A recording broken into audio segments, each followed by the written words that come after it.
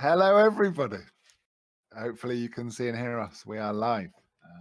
Welcome to Everyone Games 2022. It's been a long year, and yeah, I'm really excited that this is finally happening once more. This is our second event. We'll start just sort of introducing everyone on the panel, what our involvement is with Everyone Games, what we do in our day jobs, and yeah, why we're here, why we're raising money for these great charities, and what we're looking forward to in the event. So I'll start. I'm Chris. For those that can't see, I'm wearing a ridiculously gaudy gold and black jacket. Obviously, working for charity streams pays well. No, in my day job, I work in software, and yeah, during lockdown, like a lot of people, was looking to get involved in a new hobby. Couldn't go outside, so found Dungeons and Dragons, and through that found a few people who were blind and trying to get involved in the game. They joined our group, started playing with them regularly, became aware of the challenges they were facing. Hi, Brad, if you're listening. First got me into this world, and yeah, through that I met the Knights of the Braille, and said someone should do something to fight to make Dungeons and Dragons and gaming in general more accessible. And so we found a bunch of people stubborn enough to try and make that reality come true. Who wants to go next? Oh, don't all volunteer at once. Oh, man. Oh, yep. No, go ahead. Hey, I'm Matthew. I am AKA Blind Fury on our threads here, and I am a perpetual rotating GM for some of our stream games. I also assist in backing and running a lot of the sound effect bots and music, and help with some of the backline organization and work here. In my day job, I'm an office manager, and I've come here mainly because I enjoy playing and running games, and I enjoy contributing to the community, making sure other people can get the same and or better experience than I did when I first started.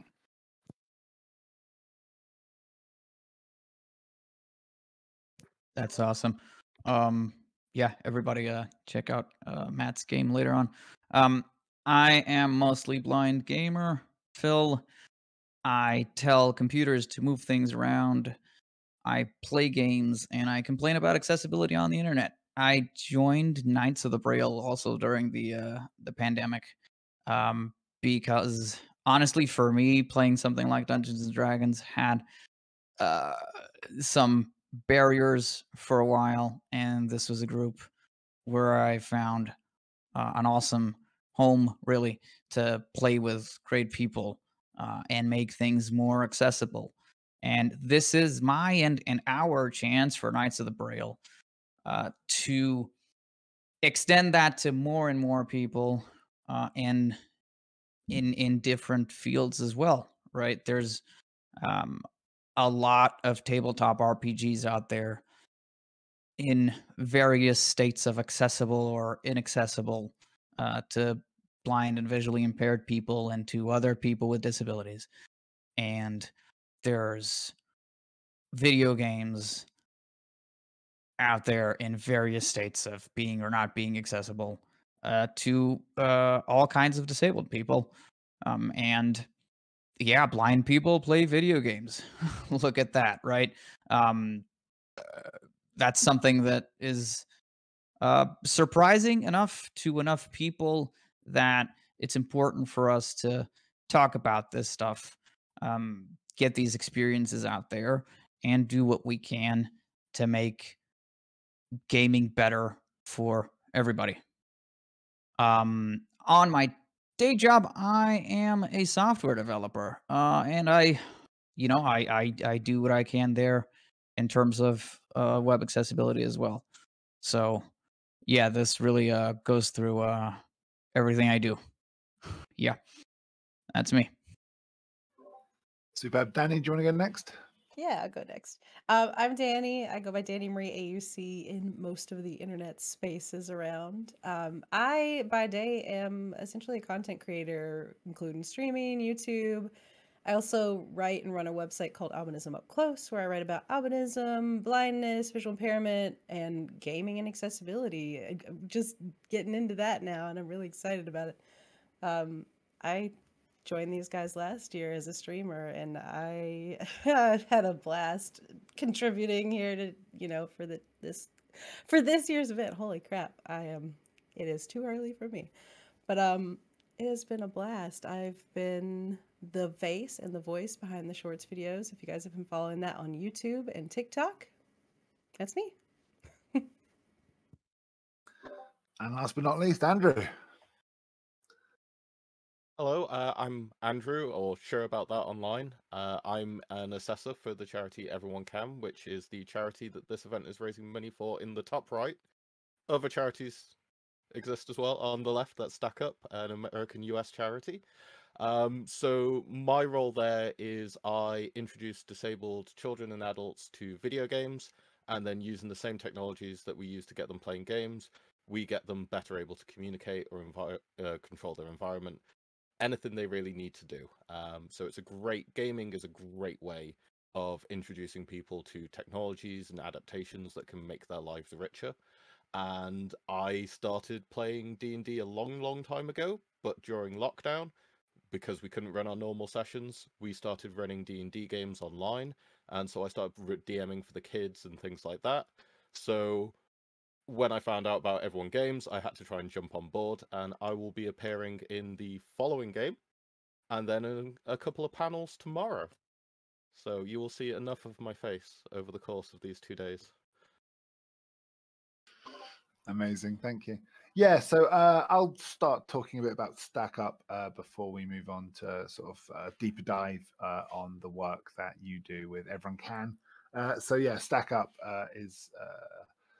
works with veterans and civilian supporters who share their love of video gaming, and they do great work with disabled gamers. Obviously brings them a lot of joy and yeah, continued support from a community, but also they deal with post-traumatic stress disorder and mental health, and they have a support channel for people who active military or veterans and suffering. So they're Stack Up Overwatch program is what they're raising money for to help those people. It's a great cause, not just for American troops, but their allies around the world. So we found them. They're big into games, obviously, and they have a key component of tabletop role-playing gamers as well. And we're very excited from that end to be joined by Luke Gygax. He's a military veteran himself and has worked with Stack Up in the past. So yeah, hopefully we'll have lots of support from the military for that game. But yeah, probably the best person to talk about Everyone Can is yourself, Andrew. So the money we're raising today, where's it going to go? Who's it going to help? Helps if I left click rather than right. So money raised today towards Everyone Can is going to go immediately to our center. So we run a completely free technology and gaming center for anyone in the UK to come visit. If you're unable to visit, we'll come out to you. But we do completely free gaming events, fully accessible, with then technology for adaptations. So at the moment, we're trying to expand the center to fit in more stations and more consoles just to increase our capacity. So first thing that the money will be spent on is probably going to be more games consoles, because that's always required. Awesome stuff, thank you. So yeah, my journey into accessibility has been an interesting one. First, from just trying to get the blind players in my Dungeons and Dragons campaign access to things like D&D Beyond, and realizing how hard that was, and often how these big, very rich companies had missed a few key things that probably wouldn't be that much work or investment, and could help a lot of people a great deal. And I think one of our big wins last year, not just us, it's a bigger community, right? But Knights of the Braille, I think, were an important part of getting D&D Beyond to make a blind accessible character creator. And we last year managed to raise about $5,000 for two great charities. So yeah, what are the plans this year? Which websites are we targeting next? We've got a bunch of people watching. Who should we direct them at on Twitter to, like, what's the next big campaign, everyone? What website needs improving? What I platform? think needs it's improving? definitely going to have to be everyone taking a look at D&D Next, because looking at all the videos of their new virtual tabletop that they're producing, there's accessibility concerns that they could address now or never. You can't build a motorcycle and then add 2 wheels to it and call it a car, right? That's not how it works. Yeah, if accessibility is an the afterthought, it's Yeah. probably going Yeah. to struggle. Yeah, the D&D Beyond team were great recently about being open to the blind community and the overall disabled community, making things better, making things work. Again, when you do this on an existing product, there are challenges that wouldn't be there otherwise. The things are more complicated. Everybody knows what it's like to suddenly change plans and how that impacts your life and everything you were planning to do anyway. So, the character creator for D&D Beyond is blind accessible. The character sheet is pretty good. This gives players access to blind players access to games that they otherwise might not be playing because, hey, we're using D&D Beyond. I'll send you a link to the campaign. Oh, I can't use it. Okay, maybe I'll go find somebody else. That's a worst case scenario, but it makes it easier for everybody when everybody can use the same tools and the same platform if they're made accessible. And I think that's a really great point to make for the future of Dungeons and Dragons, right? On my side of things, PDFs are also a big deal, and a lot of games. Okay, there's a virtual tabletop, but if you get the book in PDF, you can work with that, and that gets you into the table, into the game. But making a PDF work with a screen reader is surprisingly challenging. We're gonna have a demo on a workshop on some techniques for this, and a lot of publishers need to get on that. Personally, I would love Free League Publishing to make their stuff a lot more accessible. I love their games. I want to make it easier for me and other people to play them.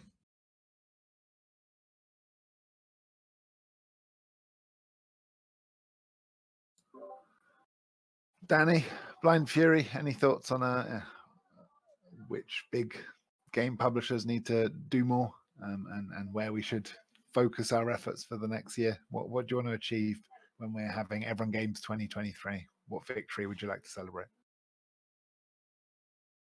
I want D&D 6 to be built into the virtual tabletop or into their D&D Beyond to be completely accessible, or as largely accessible to the degree that it can be made so to begin with. Yeah.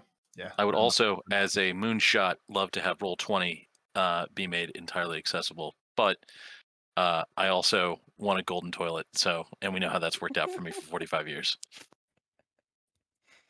Oh my gosh. My thoughts are kind of along the same lines with what you guys have already said. The new chapter for D&D that's coming out is really exciting. People really love Tabletop Simulator. They do. But if we could get everybody the ability to actually use it and join in and play with their friends from a distance, which is, kind of what we've been doing for the past few years, it feels like that's the ultimate goal. I feel like we just want everybody to play together because they should be able to. It's simple. If only it were actually that simple. Yeah, and something I've learned talking to mostly Blind Gamer a lot over the last couple of years is that making accessibility for game design isn't a distraction or an added expense. It actually just means putting user experience and users first, right? Like it's not just the disabled that benefit from a good design where it's easy at a glance to see what's going on, right? Once you start making something with accessibility in mind, you're probably making a better product for everyone. It's just, intuitive, works if there's screen glare, works if you're distracted, right? And so yes, you can see the game publishers that care enough to make efforts in this way, and they win awards not just for making an accessible game, but for making an incredible game, right? That it's just shows people that care enough to think about all of the things. Yeah, I've designed interfaces for I've designed interfaces for industrial environments. If something isn't readable at a glance, like you were saying, it's not annoying, it's not uncomfortable, it's not we're gonna get somebody to check on it.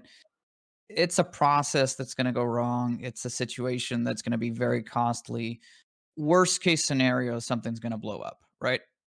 This is no joke. I've told people, listen, testing is important. If I didn't test my code and expected my users to test it for it, people might get really hurt. So I come from a mindset of taking this stuff really seriously. I'm used to that. But at the end of the day, that's what you were saying. Everything that helps one group is going to help everybody, really.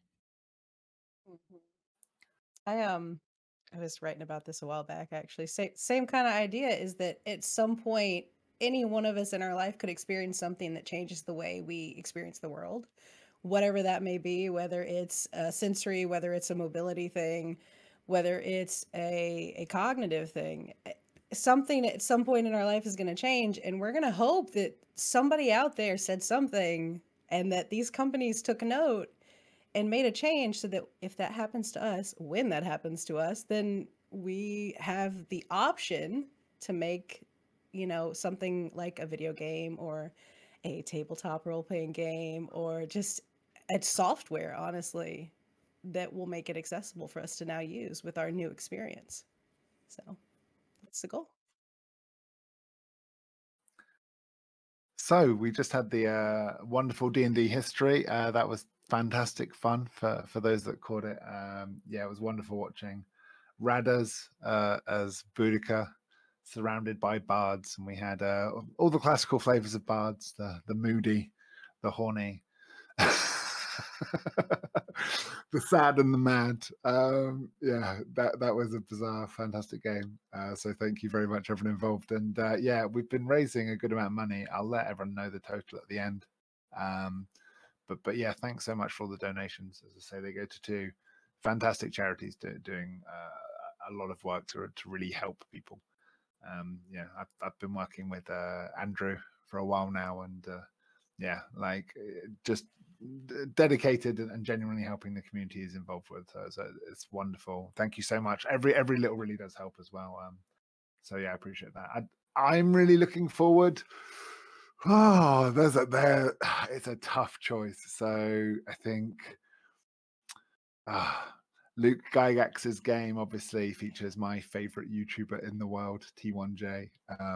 I've made no secret that he's been on my wish list for years now, and finally he replied to my message. I'm very excited to watch that. I'm also very, very excited to watch Blind Fury's game. Is it a sequel to the last session? Because that was hilarious. So it's the same players playing the same characters, leveled up to level 2. But they will be undertaking an entirely different adventure. And this time around, instead of having a semi-scripted, anyone who's watched some of my Sprawl work with Knights of the Braille or the last year's Dungeon Extravaganza knows that I prefer for these types of things to sort of tell a story to make it interesting to viewers and players, to keep it simple.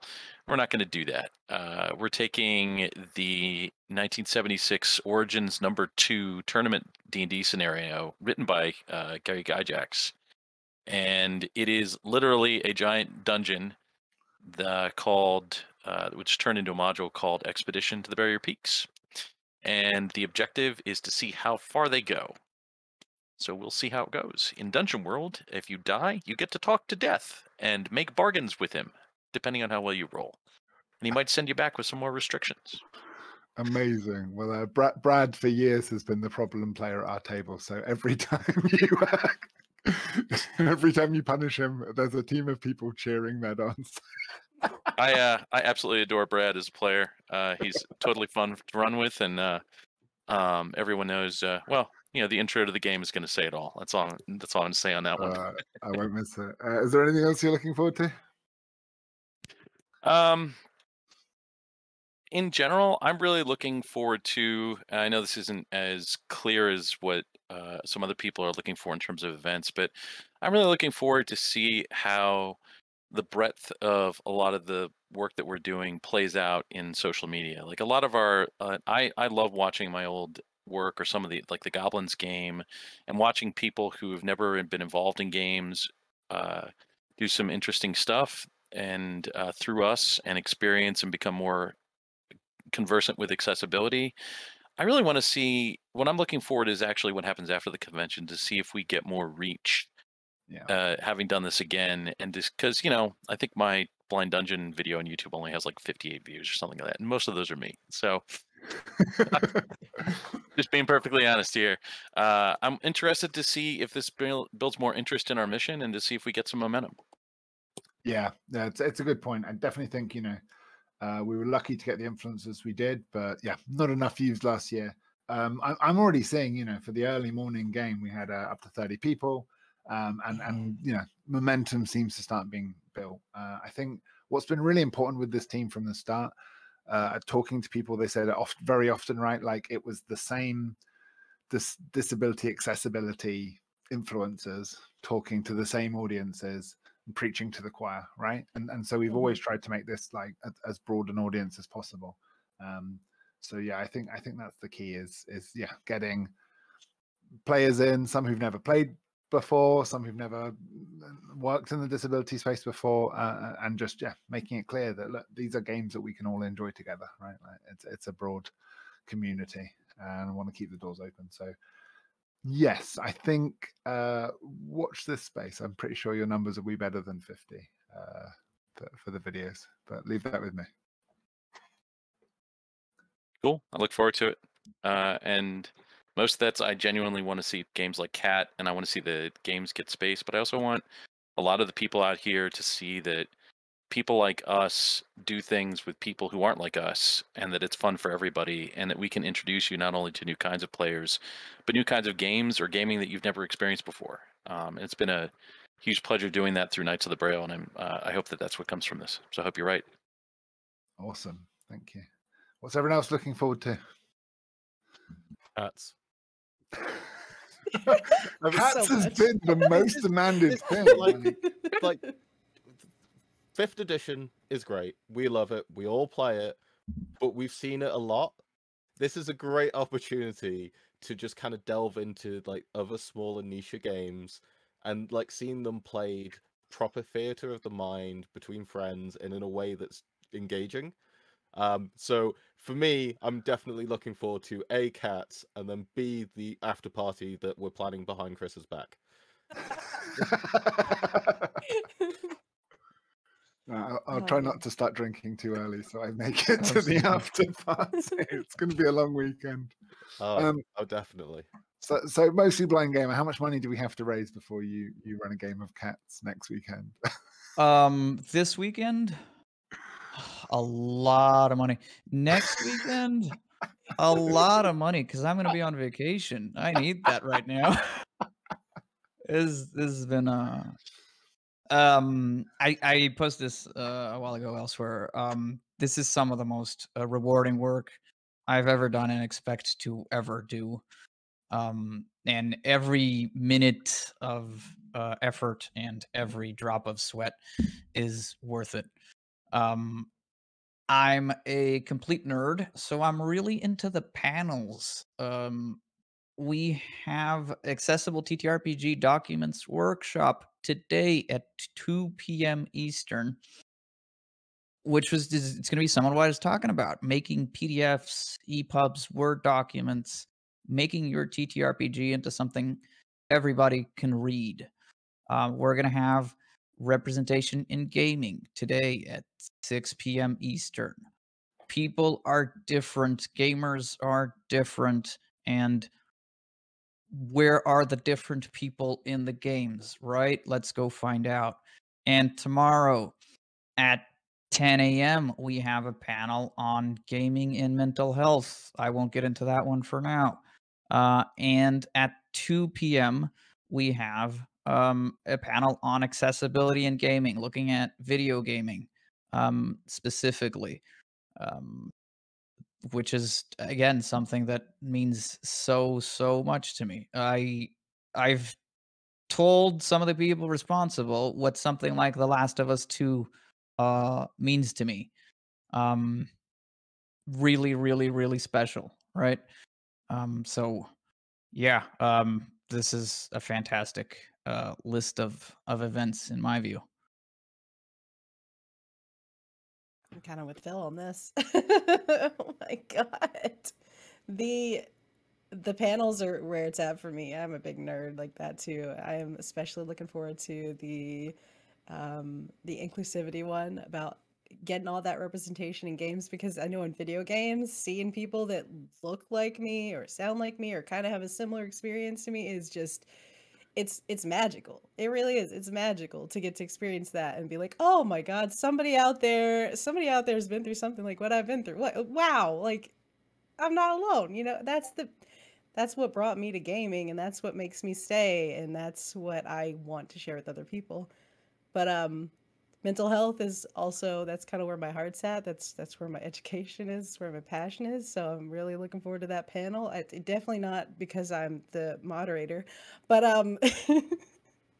it's gonna be great. I was also told that the Kobolds game at the end of tomorrow is gonna be a whole experience. So if you guys enjoyed the Goblins game from last year, It was so funny. I watched it like for the third time. I'm still laughing out loud. It's incredible. Yeah, Runaway DM is just beautiful, and to do it as a wacky racist style thing as well. I really miss wacky races. I think that's gonna be brilliant fun. it's gonna be great. Yeah, Andrew, I know you have to go into the next game. So do you want to share your thoughts before you have to duck out and get ready? I mean, in terms of the panels, the two I'm most looking forward to are the accessible TTRPG documents workshop, or as I keep thinking of it in my head, is how to properly make handouts.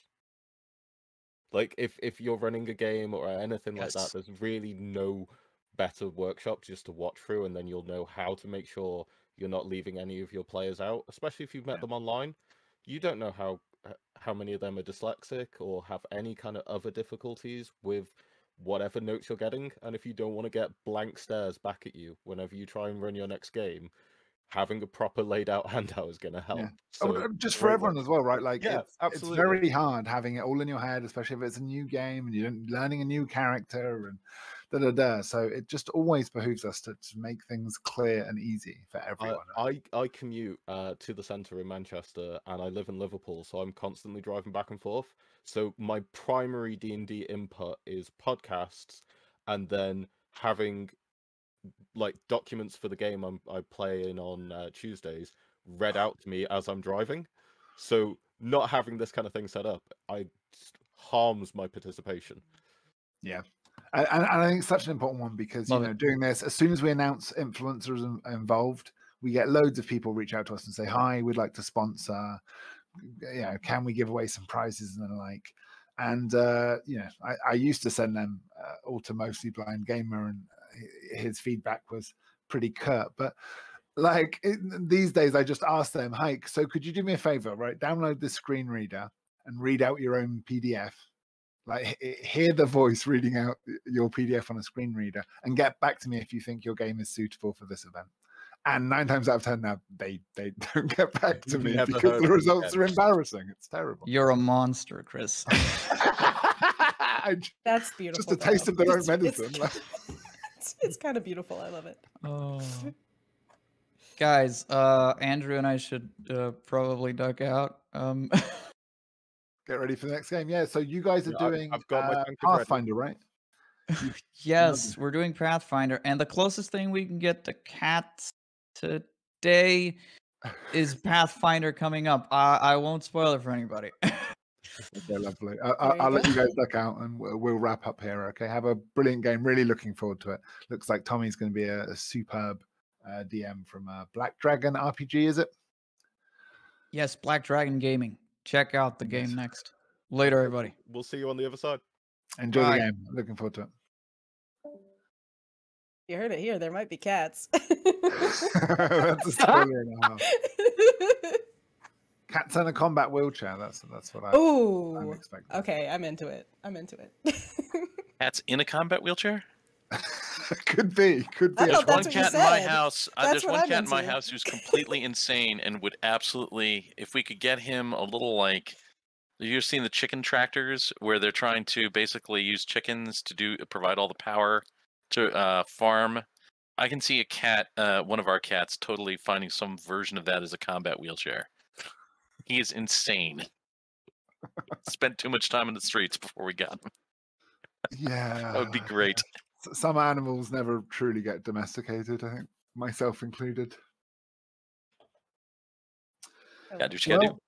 Well, there's lots of games on, there's lots of panels on. Thank you so much everyone for joining. I was meant to be playing on the last game. I'm glad I didn't, because as you'd expect from an event like this, I had a lot of emergencies in the last 12 hours. We've had a lot of dropouts. Apparently we recruited a quarter of the players from these games from Florida because everyone's lost their electricity.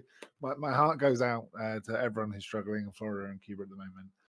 And yes, we will have some dropouts and some problems and some fires to fight. But for us at this point, I've done as much as I can. I'm just going to try and sit back and enjoy it with a glass of wine and cheer on some of my favorite gamers.